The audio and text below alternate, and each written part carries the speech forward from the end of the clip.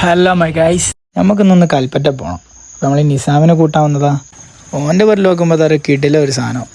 പിന്നെ അതൊരു റൗണ്ട് എടുത്ത് ഓടിച്ച് അങ്ങനെ ചെക്കനെയും കൂട്ടി നമ്മളവിടെ നിന്ന് ഇറങ്ങി. അങ്ങനെ പോകുന്ന വഴിക്കുണ്ട് നമ്മളെ ബൈപ്പാസിൽ വണ്ടി ഒടുങ്ങി കിടക്കുന്നത്. ഇതല്ല ഇതിനപ്പുറം കടന്നവനാണ് ആക്സിഡന്റ് ഉണ്ടാവും. പോവാ നിനക്ക് അങ്ങനെ മനസ്സിലായി.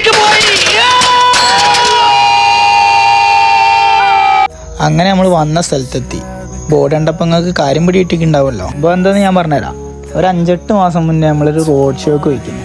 നമ്മളെ നാട്ടിലുള്ള പരിപാടിയാണ്. 2 ദിവസം മുന്നേ നമ്മളൊരു പോലീസുകാരൻ വിളിച്ചിട്ട് പറഞ്ഞാൽ നമുക്കൊരു സമൻസ് ഉണ്ട് എന്ന്. അങ്ങനെ ആ കേസ് തീർക്കാൻ വന്നതാണ് കൂട്ടിൽ. ജഡ്ജി പറഞ്ഞ ഫൈനും അവിടെ അടച്ച് നമ്മളവിടെ നിന്ന് ഇറങ്ങി. അങ്ങനെ നമ്മൾ ഫുഡ് കഴിക്കാൻ വന്നിട്ടുള്ള നമ്മളെ സിവിലുള്ള ഉസ്താദ് ഹോട്ടലില്ല, ഈ വിളമ്പിത്തരുന്ന മൂപ്പരാണ് ഇതിൻ്റെ ഓണർ.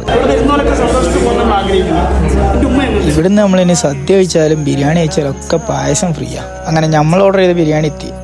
അത് കഴിച്ച് ഇറങ്ങാൻ നിൽക്കും വേണ്ടി നമ്മളെ ചങ്ങായി ചക്കു. പിന്നെ ഓനോട് കുറച്ചേരം സംസാരിച്ച് അവിടെ നിന്ന് ഇറങ്ങി. നമ്മളങ്ങനെ അടുത്ത് വന്നിട്ടുള്ള നമ്മളെ ഹനാൻഷാനെ കാണാനാണ്. അങ്ങനെ കുറച്ചേരം കാത്തുന്നപ്പോൾ തന്നെ ചെങ്ങായി എത്തിക്കുന്നത്. നമ്മൾ ഈ ബ്ലോഗെല്ലാം തുടങ്ങിയത് തന്നെ നമ്മളെ ഹനാൻഷാൻ ഈ സൂപ്പർ വാഹനൊക്കെ കണ്ടിട്ടാണ്.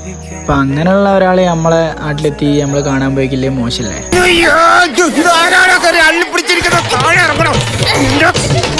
ഇതൊക്കെ പറഞ്ഞു വരുന്നത് ചവിട്ടി കൂട്ടി തലയിലിട്ടി തേച്ചളയും ഞാൻ.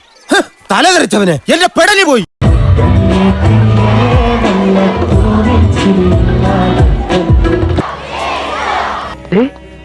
നീ അങ്ങോട്ട് നോക്കി. പിന്നെ ചെക്കൻ പാടാൻ തുടങ്ങിയപ്പോൾ ഗാലറി മൊത്തത്തിൽ അങ്ങ് ഇളകി മറിയാൻ തുടങ്ങി. ഇയാളുടെ ലൈഫ് വേസ്റ്റഡാ. ഇയാൾക്ക് ആരോ പാട്ടിൽ കൂടോത്രം ചെയ്തിട്ടുണ്ട്. ഈ ഡ്രോൺ ഷൂട്ട് എടുക്കുന്ന ഇവനാണ് കലീൽ. പുലിയാണ് കേട്ടാ. ഹനാൻഷ തിരിച്ചും പോയി നമ്മൾ ആടുന്ന് ഇങ്ങോട്ട് ഇറങ്ങി. അപ്പം ബാക്കി നാളെ.